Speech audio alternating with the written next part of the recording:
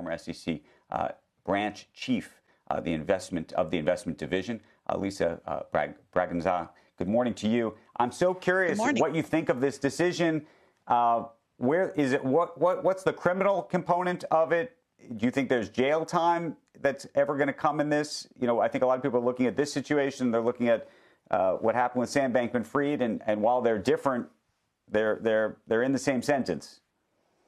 Oh, they are definitely in the same sentence. The criminal authorities are making it known that that there is serious felony exposure for participating in this industry, that particularly with these big companies that have the ability to be able to do anti-money laundering procedures. So, you know, there's no excuse. And that's basically what they said. Now, they had great evidence with CZ saying, ask forgiveness, don't worry about asking permission, and very casually throwing off anti-money laundering restrictions.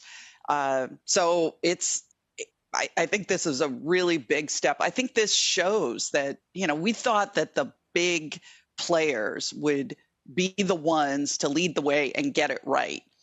And we're not seeing that. Now, Coinbase is in a different situation.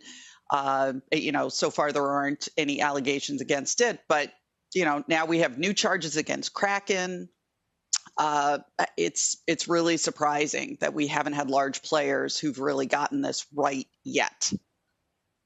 Well, and so therefore, there's a larger implication. You know, we have a lot of investors who watch the broadcast who are invested in Bitcoin and in other cryptocurrencies, and what they're supposed to think about this. Some people actually look at this as a positive. They say that you know, this industry, the house is getting cleaned out, and that hopefully now it actually becomes you know, more standardized, more, you know, there's really more housekeeping involved. Do you believe that? Do you not believe that? Is this a good sign for the industry, or is this a sign that the industry was based on a lot of activity which was not, frankly, legal? I think there's a lot of there was a lot of casualness about complying with the law in the industry. I think the industry is fundamentally going to remain sound, but this is a huge shakeup. This isn't going to mean that, you know, Bitcoin really changes. Some are saying that this is a good sign for the approval of the Bitcoin ETFs by the SEC, and maybe this was an important step that had to happen before we could actually have the SEC comfortable approving Bitcoin ETFs. That said, you know, I think small players are likely to be scared out of the market. So to the extent that we're getting more innovation and newer small players coming in to the digital coin space, I think this is scary. This is incredibly scary. I think what we're likely to see is more of a movement in crypto now into large established Wall Street players, because they already have an anti-money laundering and a whole compliance system set up. They know how to do compliance that will satisfy the Department of Treasury, the Department of Justice, the SEC, the CFTC. Hey, Lisa, here's what I don't get. This seems like a slap on the wrist, especially relative to Sam Bankman-Fried. And I realize there aren't any allegations here of basically stealing customer funds on any of this stuff. But the stuff that CZ is admitting to, things like money laundering, allowing terrorists to use the organization, the worst terrorists you can think of, everybody from Hamas to ISIS to Al-Qaeda, allowing child pornographers to use this service, admitting that he was completely breaking U.S. law by allowing U.S. customers to use this and pretending he didn't know where they were coming from, profiting greatly, having his own net worth grow to $23 billion by breaking every one of these rules. And all he's going to have to do is pay a fine of $50 million, maybe spend 18 months in prison. I mean, that seems like a ridiculous slap on the wrist. And his whole admitted profit of, like, asking for forgiveness later paid off if this goes through. Why does he just get a slap on the wrist and Sam Bankman-Fried's going to go away for the rest of his life?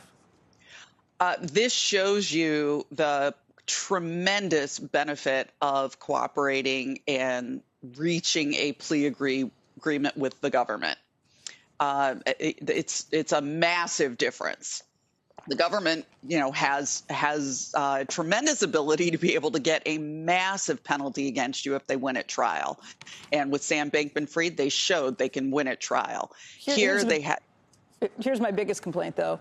He has to step aside as CEO, but only for 3 years. I mean, if nothing else, they're going to let him come back and step back in as CEO of this company after all of the things he admitted he did wrong. I can't imagine that happening with any other company in the United States. I agree with you. I think this is a really minor fine. It's like a traffic ticket for someone like CZ.